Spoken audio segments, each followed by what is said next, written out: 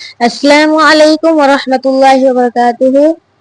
یہ ویڈیو ان لوگوں کے لیے ہے جو اولاد نہ ہونے کی وجہ سے پریشان ہیں، جن کی شادی کو کافی سال گزر گئے لیکن اولاد نہیں ہو رہی۔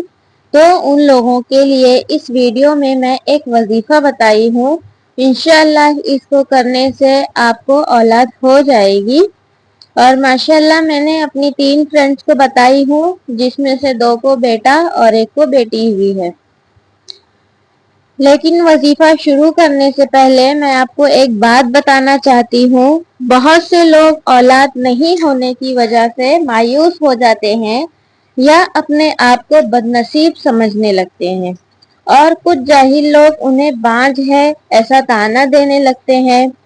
آپ کو پریشان ہونے کی کوئی ضرورت نہیں ہے ان باتوں سے، بلکہ اللہ تعالیٰ سے دعا مانگتے رہنا ہے، اور اس بات کو دھیان رکھنا ہے کہ اولاد دینا یا نہ دینا اللہ کی قدرت میں سے ہے۔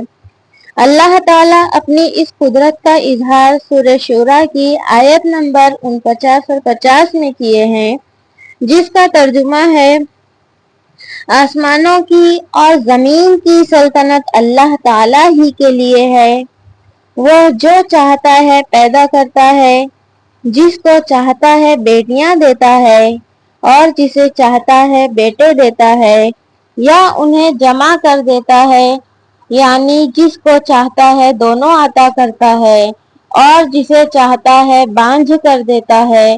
وہ بڑے علم والا اور کامل قدرت والا ہے۔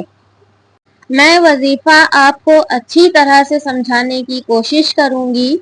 ایک مرتبہ وظیفہ کو معنی کے ساتھ بتاؤں گی، ضرور دیکھیے، اور آخر میں وظیفہ ایک ساتھ اچھی سے سمجھا دوں گی۔ آپ سے ایک ریکویسٹ ہے کہ اس ویڈیو کو زیادہ سے زیادہ شیئر کریں، تاکہ اس ویڈیو کی جس کو ضرورت ہو اس تک کے یہ ویڈیو پہنچ جائے۔ وظیفہ شروع کرتے ہیں۔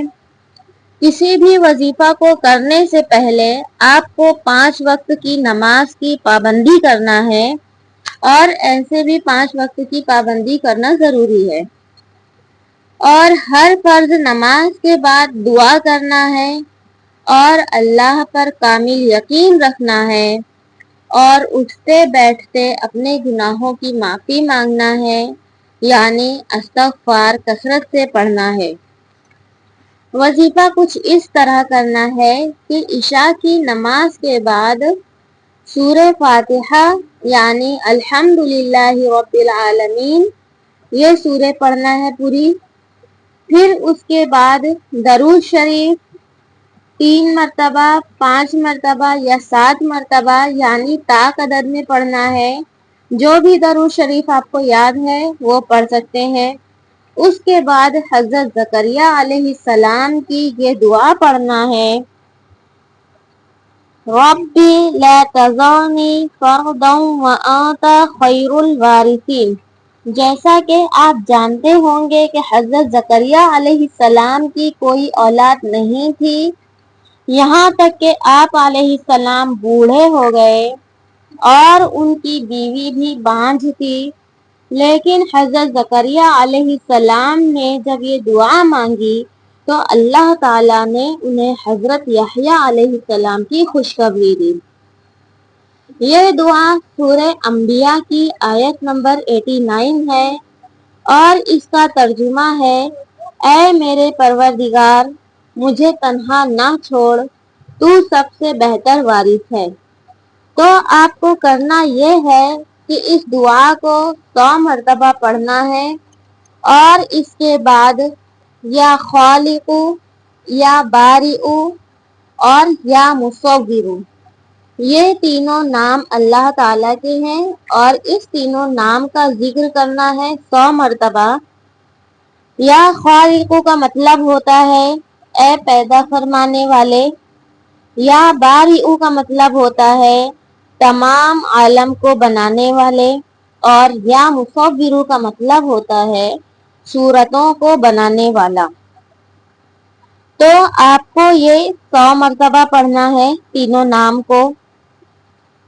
پھر اتنا پڑھ کر آپ کو دوبارہ درود شریف پڑھنا ہے، جتنی مرتبہ بھی آپ شروع میں پڑھے تھے اتنی ہی مرتبہ پڑھنا ہے. پھر اس کے بعد سورہ فاتحہ پڑھنا ہے اور 1 گلاس دودھ پر دم کر کے آدھا گلاس شوہر کو پلا دیں اور آدھا گلاس بیوی پی لے. اس عمل کو جاری رکھنا ہے. انشاءاللہ بہت جلد اولاد کی خوشخبری مل جائے گی. ایک مرتبہ اچھی سے سمجھ لیں. عشاء کی نماز کے بعد آپ کو سورہ فاتحہ پڑھنا ہے، یعنی الحمدللہ رب العالمین، اس سورہ کو پورا پڑھنا ہے. اس کے بعد درود شریف، جو بھی درود شریف آپ کو یاد ہو پڑھ سکتے ہیں. بس پاک عدد میں پڑھنا ہے، 3 مرتبہ 5 مرتبہ یا 7 مرتبہ. پھر اس کے بعد ربی لا تذرنی فردا وانت خیر الوارثین، اس دعا کو 100 مرتبہ پڑھنا ہے. پھر یا خالق یا بارئ یا مصور، ان تینوں نام کو 100 مرتبہ پڑھنا ہے. اور پھر شروع میں جتنی مرتبہ درود شریف پڑھے تھے اتنی ہی مرتبہ درود شریف پڑھنا ہے. اور پھر سورہ فاتحہ یعنی الحمدللہ رب العالمین، یہ سورہ پوری پڑھنا ہے.